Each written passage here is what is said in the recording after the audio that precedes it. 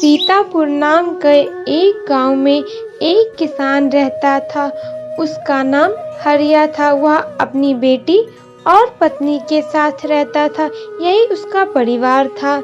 वह सुबह से लेकर शाम तक खेतों में मजदूरी का काम करता था, क्योंकि उसके पुश्तों के द्वारा छोड़ी गई जमीन में बहुत ही फसल उगती थी हर वर्ष। लेकिन एक दिन गांव के एक सेठ ने उसकी जमीन उससे धोखे से छीन लेती है और उल्टा यही बोलते हैं कि उनके पुश्तों ने उनके नाम कर दिया था। जिसके बाद वह उसके आगे बहुत गिड़गिड़ा के अपनी जमीन मांगता है, लेकिन वह नहीं देता है। जिसके बाद हरिया बहुत ही परेशान हो जाता है और वहां से चला जाता है। तभी संध्या हो जाती है और वह चलता चलता एक वृक्ष के नीचे जाके बैठ जाता है। जिसके बाद उसे अत्यंत थकावट के कारण वहीं पे नींद आ जाती है और वह वहीं पे सो जाता है। तभी सामने से एक बूढ़ी अम्मा आती है और अचानक उनकी तबीयत खराब हो जाती और वो बोलती, बेटा मेरी मदद करो। तभी अचानक वो चक्कर खा के वहीं गिर जाती है।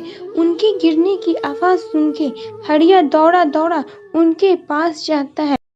उनकी तबीयत अधिक खराब देखकर वह उन्हें तुरंत ही अपने घर लेके चला जाता। उन्हें घर लाने के बाद उसकी पत्नी उससे बोलती है, ओ जी, इन बूढ़ी अम्मा को होश कब आएगा? मैं कब से इंतजार कर रही हूँ। आ जाएगा भाग्यवान, जल्दी ही आ जाएगा। अभी वो लोग ऐसा बात कर ही रहे होते हैं कि तभी वह बूढ़ी अम्मा उठ के बैठ जाती है। अम्मा, आप कैसी हो अम्मा? अब आप ठीक तो हो ना? हाँ अम्मा, आप कैसी हो? आप ठीक तो हो ना? मैं ठीक हूँ, मेरी तबीयत थोड़ी बिगड़ गई थी। अम्मा, आपके लिए मैं कुछ खाने को लाती हूँ। मेरी छोरो, वैसे तुम लोग बहुत परेशान लग रहे हो, क्या बात है बताओ तो। वो कुछ नहीं अम्मा। अभी हरिया ऐसा बोलता ही है कि तभी उसकी पत्नी बोलती है, वो दरअसल बात ये थी कि अम्मा, साहूकार ने इनकी जमीन जबरदस्ती ले लिया है, जिसके कारण हम लोग बहुत ही ज्यादा परेशान हो चुके हैं। अब हम क्या करें? तुम्हारे घर के पीछे बहुत सारी जमीन है, उसमें कुछ मेरा भी है। तुम उन पे खेती क्यों नहीं कर लेते हो? इस प्रकार उन सभी के बीच बात चलती है और तय यह होता है कि हरिया कुछ दिनों तक उसी खेतों पर खेती करेगा। जिसके बाद उस बूढ़ी अम्मा को उनकी तबीयत बहुत ही अच्छी लगने लगी और फिर वह उन दोनों से बात करके वहां से चली जाती है। फिर उनके कहे अनुसार हरिया अगले ही दिन उन खेतों में काम करने पर जुट जाता है। फिर इसी प्रकार कुछ महीने बीत जाती है। एक दिन हरिया की पत्नी बोलती है, ओ जी, क्या हुआ? अब भी इतने परेशान क्यों लग रहे हैं? अब तो हमारे पास सिंचाई के लिए जमीन भी है ना। अब कहीं से उधारी में पैसे ले आए, जिससे कि हमें कुछ मदद मिल जाए। अरे नहीं भाग्यवान, हमें कोई पैसे नहीं देगा। हमने पहले ही लोगों से बहुत उधारी ले लिया है। काश कहीं से भी वह बूढ़ी अम्मा हमारी मदद के लिए फिर से आ जाए तो बहुत ही मजा आ जाएगा। उसके इतना कहते ही पता नहीं फिर कहीं से वही बूढ़ी अम्मा उनके पास आ जाती है और बोलती हैं,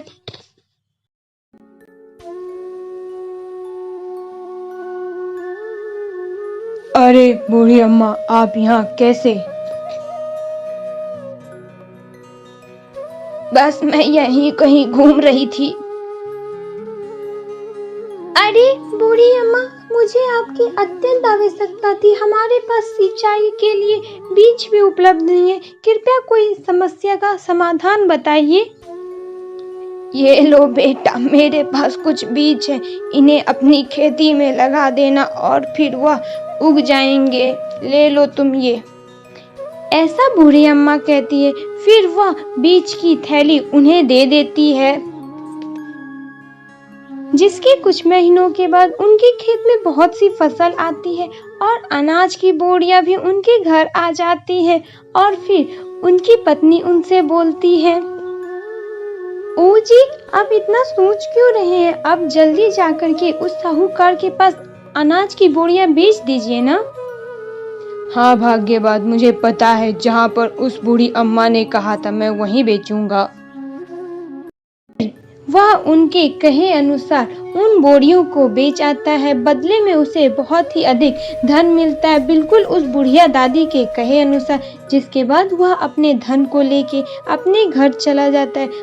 परंतु वह रास्ते में बहुत ही चिंतित लग रहा था। घर पहुंचते ही उसकी बीवी उससे पूछती है,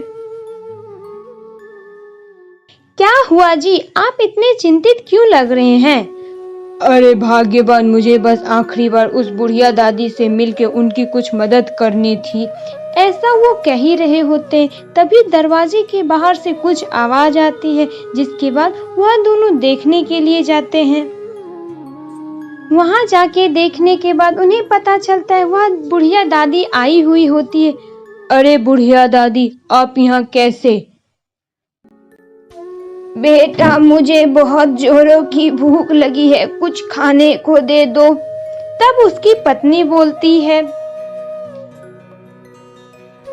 अरे बुढ़िया दादी, आप यहाँ रुकिए, मैं आपको तुरंत ही खाने को देती हूँ। फिर वह बुढ़िया अम्मा खाना खाने लगती है। तभी अचानक से तेज प्रकाश ज्वलित होती है और फिर वह बुढ़िया अम्मा एक देवी में परिवर्तित हो जाती है। अरे देवी माँ, आप यहाँ, धन्यवाद, आपने मेरी इतनी मदद की। तब फिर वह बोली, नहीं पुत्र, ये तुम्हारा ही था, तुम्हारे मेहनत का फल जिसे मैं देने आई थी।